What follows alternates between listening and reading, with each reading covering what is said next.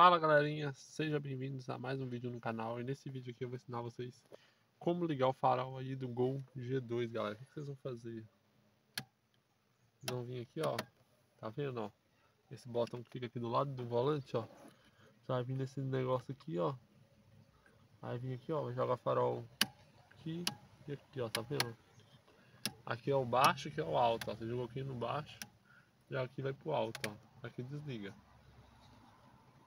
Ó, farol baixo, farol alto e aqui desliga. Farol baixo, farol alto e aqui desliga, tá vendo? E é isso, galera. Espero ter gostado do vídeo aí. Deixa muito like aí, se inscreva no canal. Qualquer dúvida, deixa nos comentários aí que eu vou estar lendo os comentários para estar ajudando vocês. Beleza, galera? E é isso.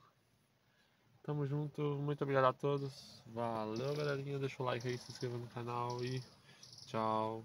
Fui.